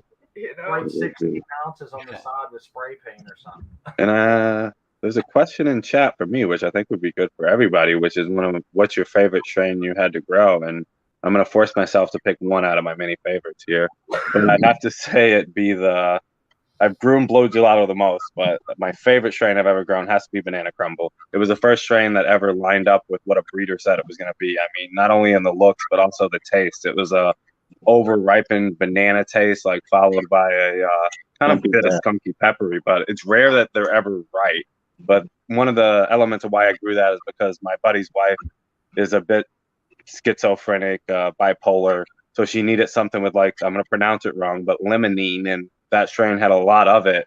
And she actually never smoked cannabis before, and she's smoking it to this day. Still smoking, but that is awesome. she ran out of Banana Crumble. So prepare for that series, you guys. It's coming. I guess we'll pass it on to, in the same order, we'll go ladies first, I guess. Favorite strains over there, Smart Poker and Crispy? Okay, the favorite strain to grow would have had to be Amy's, is because she came with many surprises, and she turned out to be fire awesome. Yep, she was. She had. I don't know. I think it's called a trifoil or whatever. Her first node, she had 3 nodes instead of 2. She ended up getting. I'm sorry. What was the name of the strain? Amy Aces from the American one. Oh, right. Oh, awesome. Yeah, and it ended up with the trifoil or tricot. Someone told me that's not what they're called, but you guys get it. You know what my reference is. And then as it grew bigger, it ended up getting a fasciation, where one of the stalks, one of the mains that we kept, looked like a celery stalk, man. It was weird. At the top of it got this weird nug, and I was worried it was going to ruin the whole plant. It was genetically screwed up. It ended up being fire with hard, dense nuggies. And we did a 40-day veg on that, and it filled a 4x4 tent. Yeah, it grew like a. So she was so vigorous. She was very enjoyable to grow and of course to smoke. I think one of my favorite smokes, though, I think if we're going by just straight smoke, and it was kind of a hard one to grow, but the Alaskan Thunderfuck was a super amazing strain. Matanuska Thunder, however you want to say it, but it was like, oh man, it had that old school skunk smell, like, for real. First strain I ever smoked, man. Oh man, I love it, dude. That's cool. Crazy. So good. Yeah, I would recommend the person in chat definitely check out the Cocoa for Cannabis training challenge for sure. Yeah. Sounds like they're just now getting into growing. I want to shout out to Joette Betts. I hope I'm pronouncing the name right, but fantastic starting your first grow. That's fantastic. Love to hear Awesome. that. Yeah. Heck yeah. I don't know if it's legal in your state, but hopefully that won't matter to them. It's the only organization that wants to put their self out of like organization. They want to break down the organization eventually. Don't need it no more. Everybody's free. Yeah, we can individually we can take down big pharma. We can one by one. We can do it. But guess what? I have you here, Rick. You want to go ahead and tell your favorite strain? We'll go a little bit out of order here. Okay. So my favorite strain, beyond a doubt, that I grew was Master Kush. Wow. It was my absolute. It really well. When I say it fucked me up, like in a good way, if that makes sense. Yeah, I mean, in a really good way. The problem was I was in the free market during those days, and there was the yield was terrible, and I just couldn't afford to grow it anymore. So I had to let it go. But that was beyond heads and shoulders above. That was the Master Kush. Now along came the MK Ultra. The Master Kush, it had a lot of stretch to it. The MK Ultra was a bushier plant and bigger buds, but two different, as far as I'm concerned, two different strains. Yeah. That's what's up, man. Definitely, we all find that one we just can't let go of. And I guess that leaves us with the Happy Cultivator. I know you've done very little indoor growing, but there is some outdoor growing, and you've been consuming for a while. So what's some of your favorite strain here? Man, there's a lot of strains out there that You gotta pick one. Which one? Okay, yeah. So, anyways, one of my favorite ones to grow so far, what was it? Oh, Kush. I'm a Kush guy. I like the Hindo Kush. That was a fun grow. All the grows have been fun, fantastic, but that's a smoke that I really enjoy. You know what I mean? So yeah, this banana was really fun to grow as well, and the buds are really dense. As far as anything I've grown indoors, they have the densest nugs so far. Like, definitely have weight on them. Yeah, I could see that. I could definitely see how indoor and outdoor would do that. So it's the Kush. There's been a lot of Kushes here today for that. Yeah, I'm a Kush guy. It's like it's heavy. You know what I mean? It's a heavy smoke, and I like that a lot. All right. Well, I got to take a tinkle, and we got about 15, 20 minutes left of the show. While I take a tinkle, maybe Uncle Rick, you could tell us where on the 18th can we find the marathon and how it starts, maybe some order of how it's going while I take a tinkle. Okay, thank you. So on September the 18th, the chatathon will run from noon until midnight. You can get all the information over at our website, letsbebudswithaz.ca, because .com was taken. Some bastard got there first. And we are Canadian, so letsbebudswithaz.ca, and it'll give you all the information, all the scheduling, all the prizes, and we haven't worked out all the details, but I'm sure it's going to go something like this: on or around the 45-minute mark, or maybe at the top of the hour, we will do a draw, and those draws will of course go on all day. And did I answer the question? Yeah, the best thing to do is go to the website, and then from there you can go to the to our YouTube channel, and that's where you'll find us. So it's going to be a good time. While there's a lull in the action, I'm curious, how much nutrient do you put through that plant where it's got the automated feeding system and the ring there? How much would you put through in a day? Well, and obviously it varies. No, right now I have those plants on. Let me think here. They're getting it 6 times a day, and they get trying to think of what it is. I want to say 500 milliliters. Yeah, I think 500 milliliters per feeding. 5 6 is 300. There's 300. Okay. Now, and obviously, depends on the time, the stage of growth. You Yeah, can vary your yeah, feedings. yeah. And That's are you do they're you get much runoff when you're doing that? I was going to say that's probably a little more than what I need to do because my runoff is always right on par with my inflow EC. You know, it pretty much if I and I'm only feeding those a 0.55 EC, including my tap. So go figure. A lot of people think that like I should up that, but they do great. Um, so Really? there's not a lot of waste, man. There's more nitrogen in my piss than there is in that runoff. You know, there's not people here drain to waste, and it's like it scares them. But I could probably back that off a little bit, but that's just me being lazy for two reasons. One, I know they're going to quickly grow into that amount of water, and two, I know that my res kind of goes. It will go shitty if I don't empty it out or change it quick enough. So it's kind of like that gives me the right amount of days to empty my reservoir, if that makes sense. With it, and then I can just fill it up with clean shit. I know it's a little wasteful there now, but yeah, it's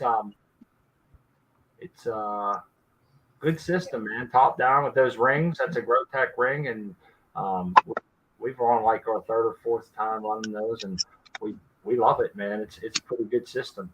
It's set up to go off. You know, you can set it with the lights. That way it'll shut off and it won't water when the lights are on, you know, or you can just run it 24 hours a day like I do and split the unit between two tents.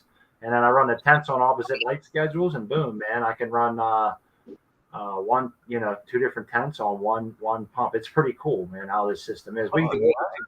Yeah. You know what else, Rick? I put in we got some numbers here for we got to talk about your grow space. I got to get you on my show sometime. And again, like look at me. Gigi's like, you bastard, you're still, we got to all get together, man. And Okay. Boys, stop it now. I don't want you fighting over me, okay? We gotta get together again sometime, man, and go over the grow. And maybe these ones would be a little more mature. We'll get to see if I can train them, if my wife and I can train them to get them close to a GG canopy here. We can try. Yeah. That's crazy. Every time I hear you guys say that. I ain't been growing more than probably almost 2 years now. You met me when I was young. You have a talent. Some people have a green thumb. Great. But you know something? You've given me my homework assignment because I do recall, and I'm going to have to remember the content creator that I heard it from. They were suggesting or debating that if used properly, drain to waste. I mean, it's not a very nice word. Waste, and not a very nice connotation. However, he explained it in a way that justified it. I don't know. I'm gonna look that up and try to come back with a good argument as to why drain to waste isn't really such a bad idea. Yeah, I do. It does give a bad connotation, drain to waste, but honestly, it's not a lot. I mean, even in full blast, man, I might get maybe a gallon per plant per day will be about the max, Rick. You know, even in full flower, and the runoff of that's only 10-15%. So if you have 8 plants getting a gallon a day and you're getting about 10%, 15% runoff, you don't end up with a whole lot every day, you know? No, and part of that, again, that part of that waste word is got to do with the sustainability and environmental, that kind of thing. And I guess it does depend on how you use that wastewater. But as far as my humble opinion is that the system is more efficient in feeding the plant properly. When you have that waste, when you have that drain to waste, for example, your plant that day may need this much calcium, but no more. So if that calcium is still in the soil, it'll only take up what it needs. So if that's still in the soil, what happens is there'll be a calcium buildup, unless you do a drain to waste type of thing where sure. next time I water, I'm going to push out that extra calcium. It's going to go out, and it's going to have the proper amount of calcium again. That's kind of the concept. I'm in soil, but especially in like a high frequent fertilization, my understanding a little bit of flushing of the root zone is kind of necessary to deliver your next set of nutrients in your next set, and that's kind of high frequent fertilization for you. So to runoff, I wouldn't imagine would be a bad thing. Yeah, you're constantly resupplying the root zone with a good nutrient element ratio. Everything's in conjunction because you don't really know what they've taken from the last fertigation. They might have fed a little more phosphorus, a little less potassium, a little more boron. So if you're replacing it all the time, it's just there for them to grab as they wish. They can preferentially take up what they want, and then you're supplying new dissolved oxygen, and it's in the water, and it's just it's good, and you don't need a lot. And there's times where I'll set my fertigation up for 18 times a day, and it almost just sits in there and drips. It's like a constant teardrop dripping out of the bottom, and you can go in there at any time and kind of like put something under a cup under there, catch a little bit over the course of a little bit, and then stick an EC pen in there, and that'll give you a really good reading of what the root zone's sitting at. So it's a lot of fun to grow this way. It really is. It has its advantages, its downfalls, and we find it to be the best for our methods. Yeah, I was going to ask you guys, as one of the benefits, do you guys have to worry about like a salt buildup with the fact that you are flushing the root zone so much? Not really. I mean, that's one of the things. That's one of the benefits then. Okay. One of the nice things about high frequency fertigation, it'll save you if you have a high salinity, it'll flush it down, and if you have a low salinity, it'll bring it up. So it's one of those things where you can use it to correct both ends of the spectrum. It keeps everything in line for you. So that deal still stands. Here, I'll say it again on this channel. I said it on yours. You do one soil, try it again. I know you've been there. I'll do one cocoa. Man, we got to do what's that. crazy? We have this to. Is no bullshit, man. I still have a bag of. I think it's new bag. You can't be adding factors. I'm gonna find some old cocoa then. Oh no, this is the old 5-year-old bag. Been sitting me up, huh? Wow. It's Happy Frog. Fox Farms Happy Frog. And I'll tell you what, I got enough to fill a pot. I'm gonna have to drag it in here. Yeah, my suggestions would be just go straight ocean forest, because what are you going to get? A little bit of toxicity of nitrogen, but not to the point that there is any tip curl, and you might have some CalMag, but you can feed that shit. So I always just start with the ocean forest. But when we get into it, when I see a bag of soil, you'll see a bag of cocoa in my living room. Well, hold on. How about this? I've got a big, massive pile of homemade compost out back that I've been working on now for about 2 seasons, and it's coming out nice. So what if I grab some of that maybe in the spring? Well, yeah, you're smart enough to go and kind of go into your own field of soil, but no, when I plant that cocoa plant, I'm gonna be in your PMs. Like, is something wrong here? Does shit look right? Does the shit look right? So yeah. Just know I'm going to be doing your way of cocoa. You choose if you want to do my way of soil. That one's up to you. Yeah, we'll do the same way as you do. That's a great idea, and it'll be a lot of fun. I think I rambled on and run us over. No, you're good. We usually go a little bit over. I wanted to take an opportunity and definitely ask, I know Crispy's really on top of it. I hate to give her more work, but if anybody in the chat that is moderators could go ahead and post everybody's YouTubes up, especially Uncle Rick is in the description, every one of them, but you can post his up, post your guys' up, post the Happy Cultivator. Anybody that wants to post that, that'd be great. And of course, the donation link is up above, and don't forget the marathon. And I want to shout out again to chat. Great to see everybody. Green Goddess, I love you. At first, I thought you were at work, but I guess you're home now, so you're forgiven for jumping in this chat when I thought you were supposed to be working. I guess while we have you on the screen there, Rick, we kind of give everybody the opportunity. You're on camera. Tell the people what you got going on, what's coming up, and where they can find you. Well, if I'm not hanging out at Pornhub, you can usually find me. No, that's where you'll find me. Pretty much. What's your name on there? I'll friend you up. It's my life now. It's my life. Okay. No. Thanks for that. The best thing to do is go to our website, letsbebuds.ca, and from there it'll lead you to all the incredible things we're doing. And I want to do a special shout out to my family at Let's Be Buds. South Nelson Farms, he just doesn't do enough. Like he is actually, he'll be the producer, our official producer, the day of the event, and I have no idea what that job entails. I can only I start to think about it, and then I get dizzy, and I go, okay. I know he's looking after it, and I'm so grateful for that. Spartan growing, you bring so much to the table. I invited Spartan to come on board. It was the first time that somebody asked me a grow question, and I thought, "Fuck, what are you asking me for, man?"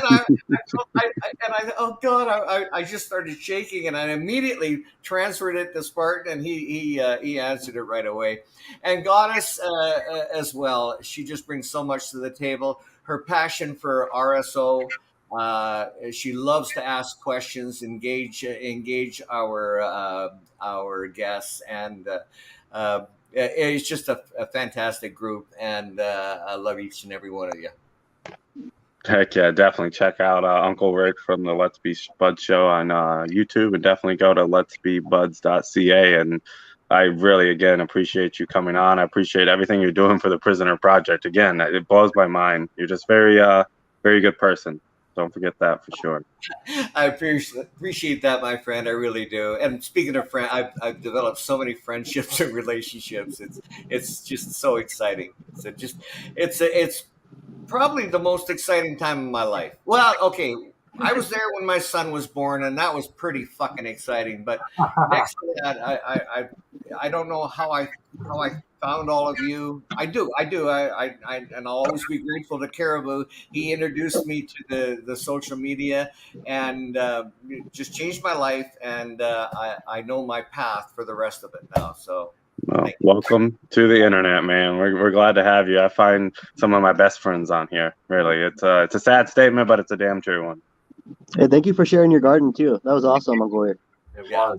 Yeah, a beautiful garden. And I guess now we got Smile Poker. You got the camera. Tell the people what you got going on, what's coming up, and where they can find you. Well, I'll let my wife go first. Tell them where they can find me. Well, Crispy Wannabe, you can find me on YouTube. You can find me on Instagram over at Coco for Cannabis. And you can always find me Sundays on the Sunday Stay Confused show over at Smart Poker's channel. And on Wednesday, I'm there. And you can find me at the Chatathon this next Sunday, which is what, 7 days? We have 7 days away. 7 days. There's a countdown on the Let's Be Buds website, awesome website. I suggest everybody check that out. And if you have any spare time, please write a letter. And Smart? Yes, and sign up for the newsletter over at Let's Be Buds. You can sign up for the newsletter, and like my wife said, check out everything over there. Yeah, we have a new Medic Grow light we're testing out, and so we're making videos for that. And we got a second Canatrol on the way we just ordered, so we're excited to have that.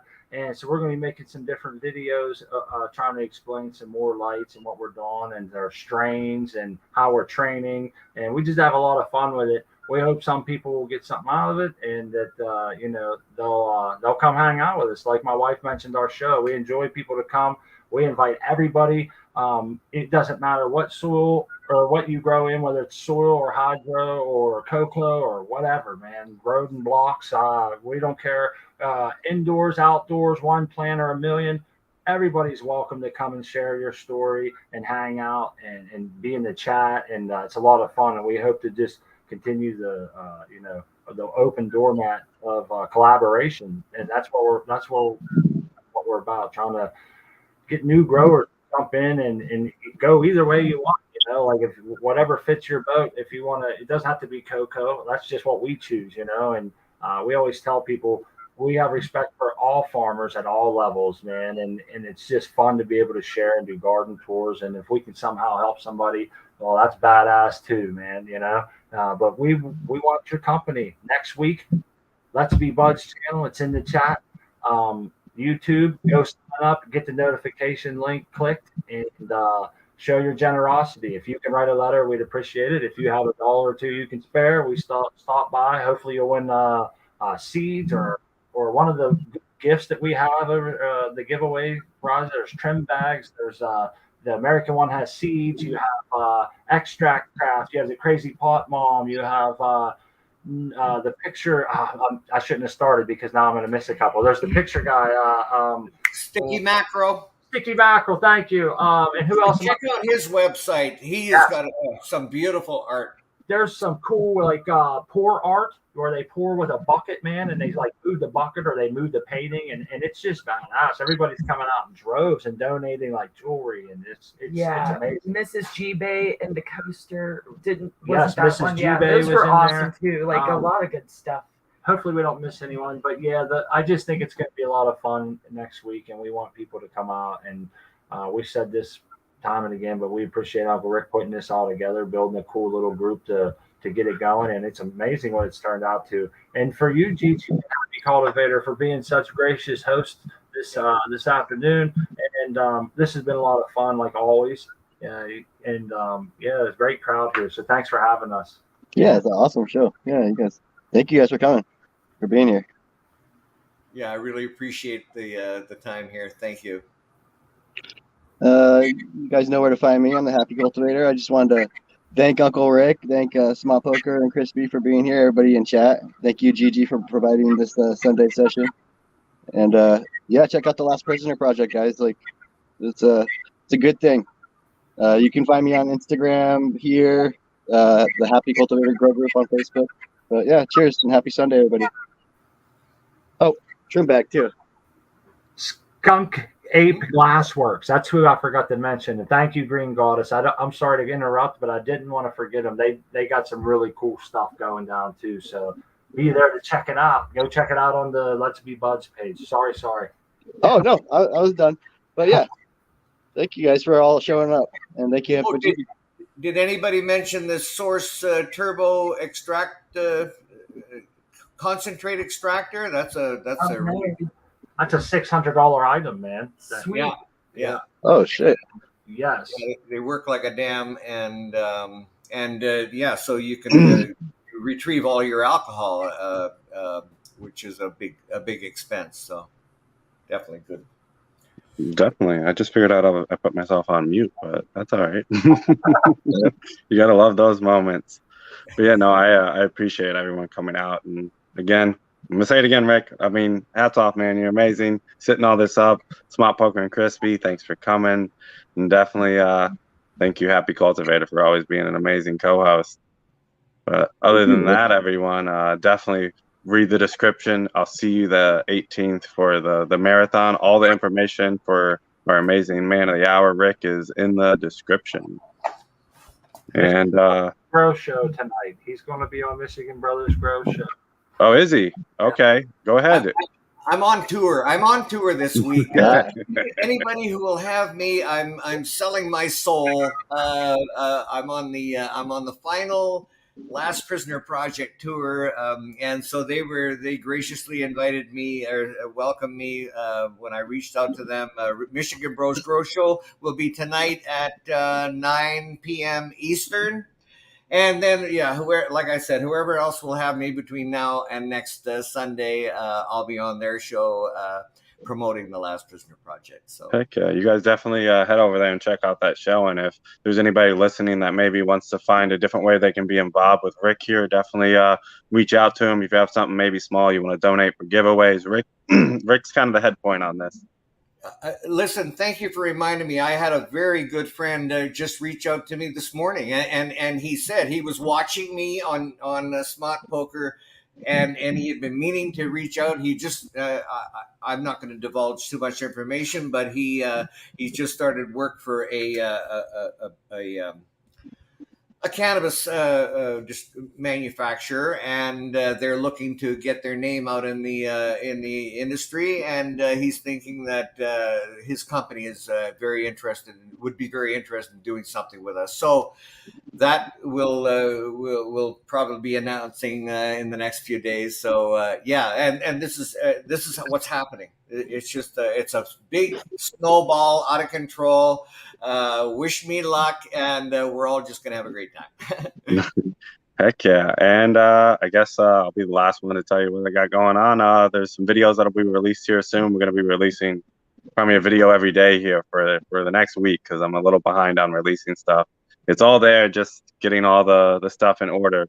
But you guys know you can find me here. And as always, guys, keep growing happy, healthy plants. And I'm going to end this show with the same clip I started it with, just because I feel like Last Prisoner Project is very important. So if anybody's got anything else to say other than that, growers love. Bless. Grower love. But now I see to run through many days, just toils and snares. I have already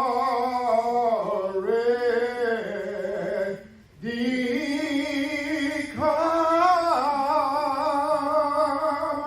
'Twas grace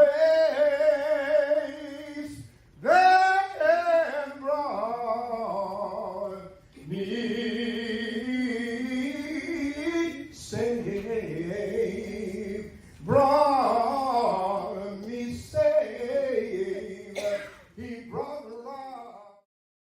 I was incarcerated back in 2017 for a first-time marijuana offense in the state of Kansas. Sending me to 7 years, 8 months in prison. My grandmother had passed away, which was leaving my little 8, 9-year-old brother going to school. You know, I ended up getting out there, choosing a foster family for him. And it was the final ride with my brothers. And I never forget it. We ride in the back seat and you just see 2 young boys, as we get closer to the airport, just bust out in tears.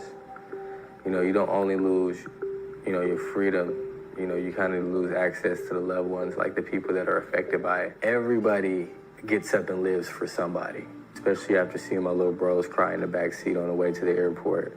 That really just gave me the sense of motivation to kind of get in there and get to work. But I just went in there and I just studied law, man. And the whole time I was writing 125 state representatives in the state of Kansas. About 3 years, 6 months into prison. Just wrote a motion. I ended up sending that motion in, and this guy comes and sees me. His name is Chris Biggs, former Secretary of State of Kansas. And 30 days later, man, I get a letter in the mail saying my conviction was overturned. As soon as he got out, messaged him on Instagram, hit him up. We hit it off. He's actually my roommate now. So as soon as he got out, I took him in. I said, yeah, we'll get this figured out for you. So you know that we're officially open for business. You know, the crazy story about Nate is he literally said, come live with me in this learning industry. And the dude didn't even know me, right? It was the crazy part, man. The guy didn't even know me. Who else is like me that's in there that hasn't been revealed? Went out and did some, you know, things with Can of Convicts, and Last Prisoner Project. You know, I wanted to give back to, you know, all the other people that was incarcerated. Special thanks to this guy, one of the smartest men I've ever spoken to in my life. I helped her husband get out of prison in New Jersey and winning a New Jersey license. You can't get time back, so now you have to make the most with the time you got. My name is Gracie Berger, and I'm the State Policy Director for the Last Prisoner Project. So we're really excited to be here in DC to bring together people all across the spectrum of beliefs and backgrounds and expertise and political affiliations to talk about why it's imperative to release individuals from prison and jail who have been criminalized by the war on drugs and to clear their records automatically. That is not a Democratic issue. That is not a Republican issue. It's a human issue. It makes fiscal sense. It makes fairness sense. And it's just common sense that when you change the way you view a substance, when the government says we are no longer going to criminalize this thing, it's just common sense that the criminal code needs to be aligned with that change, right? And so we're really excited to be here to hear from experts all around the country that have expertise in all different areas and talk about why this is really nonpartisan and just common sense. And it can't wait. Our constituents can't wait. There are people in cages all across the country who shouldn't be there.